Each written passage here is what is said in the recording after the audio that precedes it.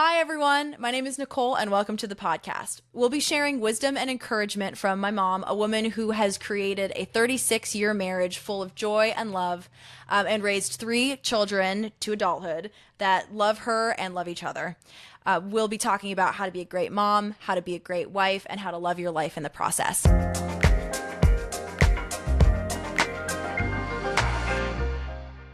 One of my big questions is, how do you know when your child is just being a child or when they need specific help? Like, I think one of the biggest questions in our, for kids today is, is this child just not getting what they need, or, do they maybe, have like an ADHD or some kind of developmental difference that they're working through? So how did you figure out kind of what was a health, like a normal kid behavior and we just needed to run, and then what was maybe something that needed a little bit more intervention?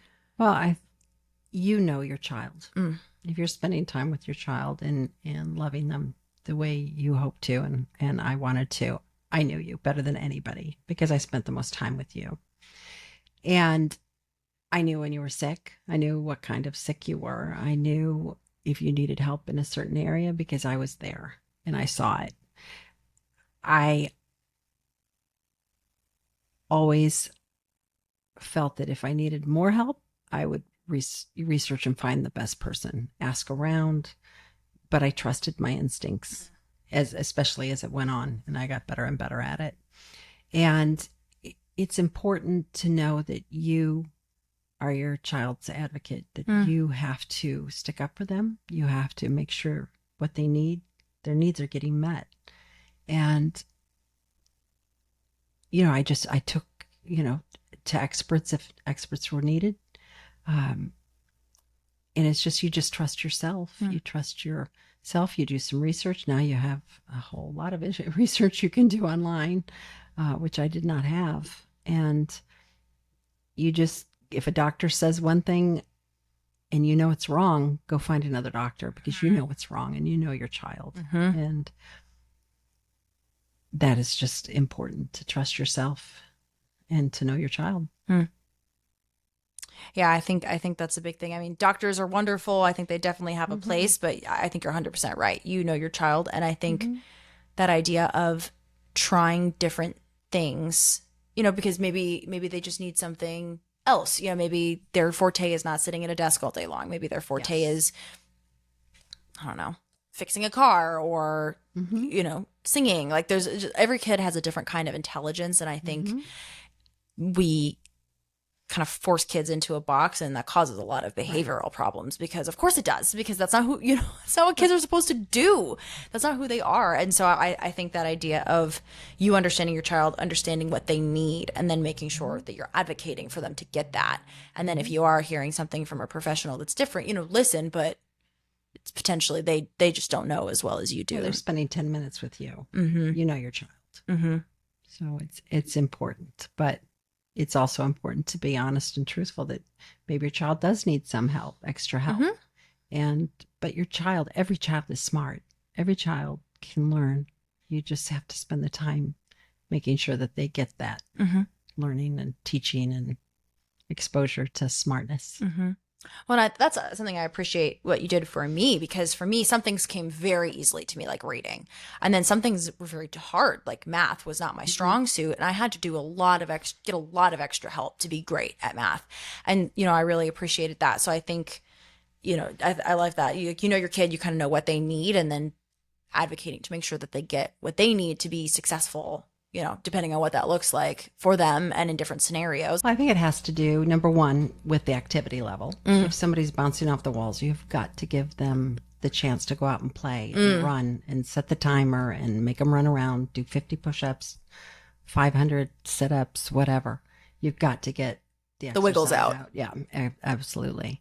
And then you can sit down and say, let's sit down and do this and set the timer, and say, and then after this, let's go out and run again, and see if you can beat your record. And so that's one way of doing it. You just have to look at each kid. I just made sure that what they needed at that time to get them to do what they needed to do. And if they made that choice, that's your choice.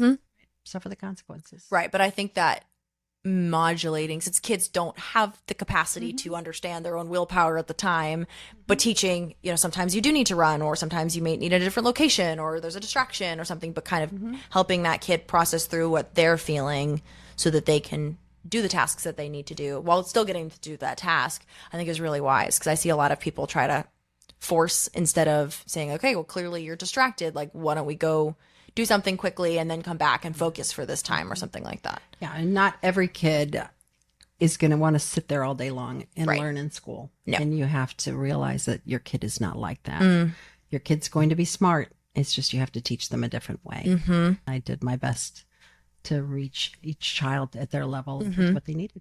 And so what would you do with a kid that was more, maybe not a sit down book reading process, but more of a hands-on process, of course, equally brilliant, just differently brilliant. Sure. What would you do with a kid that was, say, trying to have them learn something with each of those kind of different learning styles? Well, there's great books about learning, whether you're a visual learner or an auditory learner or a hands-on learner. And I always thought it was good to engage a couple different ones at the time, even though they may be an auditory learner, teach them with their hands too.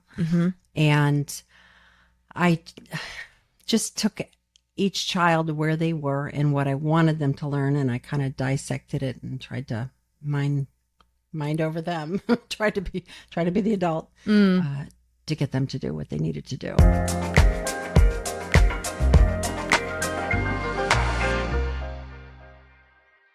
One of the biggest things that you told me a lot growing up is that you're not my friend, you're my parent.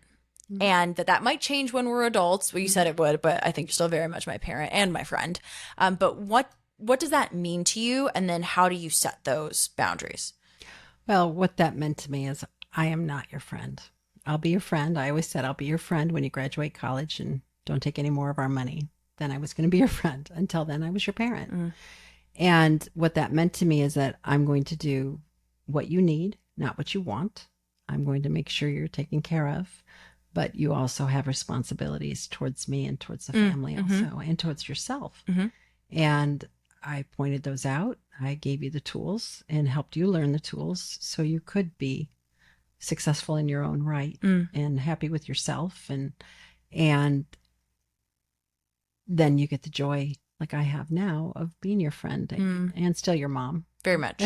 But I definitely feel like our relationship has always been great, but it's just taken a very relaxing, fun turn, because I am so proud of you, the woman you've become. Oh, I love you. Thank you. Love you too. But it's just brings a lot of joy in my life to know that I made those sacrifices and they were so worth it to sit here across from you right now. Oh, you're making me emotional. Good. I love you. Oh, I love that emotion. Good.